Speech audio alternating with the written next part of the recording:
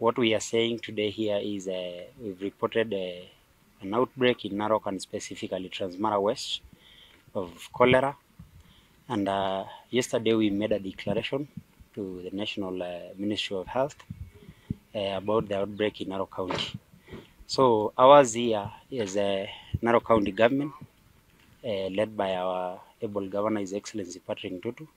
We come in strongly and in partnership with several partners, Red Cross being one of them. And what we want to say is it's not the first time we're having a cholera outbreak in Narok. I think in 2019 we had another serious one, specifically in Narok Central. But today we have it in Narok, in Transmara West. And what we want to say is for the cases that have been reported so far, most of them are imported, because we had cases even from as far as Migingo Island. And that tells us that the entire county is not safe. So we want to ask our residents that they just don't look at it as a disease in Transmara, but the entire county is susceptible to cholera. And what we've been told by our public health officers is you take the initiatives because this is a fecal oral disease. Kwa mara mingi tunawaambia watu ukipata ugonjwa wa cholera ni mafi umekula. Hivyo ndio tunasemanga. Kwa sababu source ama kiini cha kupata ugonjwa wa cholera lazima iwe ni watu hawaeki kinyesi mahali inapofaa. Kwa hivyo jambo la kwanza ambalo tunataka kuwasisitizia watu wetu ni utumizi wa vyoo. Maafisa wetu katika ward zote 30 za Narok County tumekuwa tukienda around sensitize community kujenga na kutumia choo. So kwa hiyo sub county ya Transmara West ama Kilgoris, kile tunaomba watu na asua kwa sababu ni maeneo ya town, watu watumie vyoo vizuri.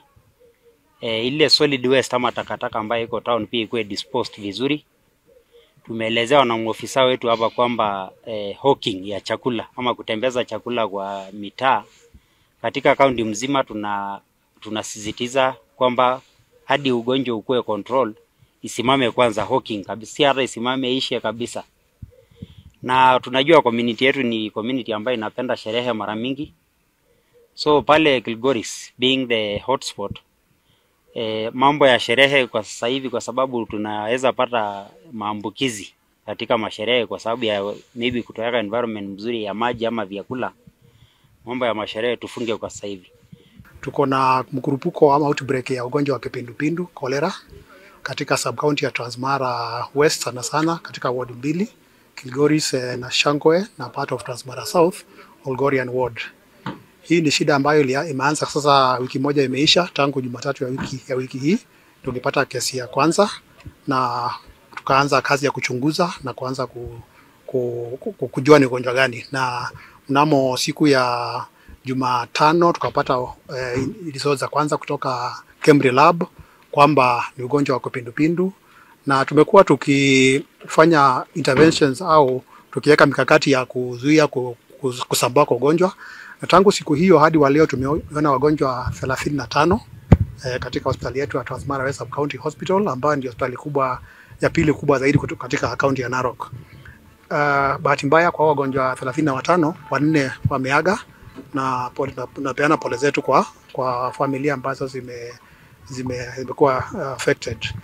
Pili, kuna wale ambao wengi 20 ambao wameonekana wakatibiwa na wakaenda nyumbani, na kwa sasa tuko na wagonjwa 15 ambao pale kwa wodi.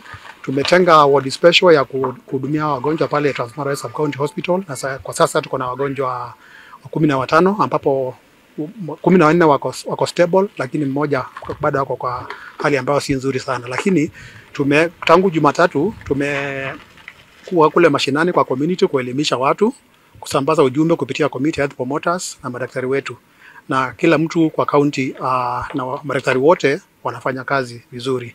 Kwa hivyo mimi nikimalizia nikusema kwamba tunasisitiza lazima tukomeshe mkurupuko, na njia ziko mingi, lakini moja, maji, usafi wa maji pale nyumbani ya chemshe, au tuweke ile inaitwa chlorine tablets ama aqua tabs ama pur. Hiyo ni ya kwanza. Ya pili, kunawa mikono wakati wote baada ya kwenda kujisaidia baada na kabla ya kupika chakula, baada na kabla ya kula. Na kwa hivyo tumekuja kushirikiana kulingana na hali yametokea cholera ambayo imeripotiwa hapa Transmara, na support yetu ni mara mbili. Moja, kusaidia wale ambao wameadhirika na wako kwa wards, kwa madawa na yale kemikali ambayo yanahitajika kwa usafi. Ya pili ni katika community level. Pale tutashirikiana na public health na community health promoters pale mashinani kuhakikisha ya kuwa usafi umedumishwa, habari imeenea kulingana na mipangilio ya county government.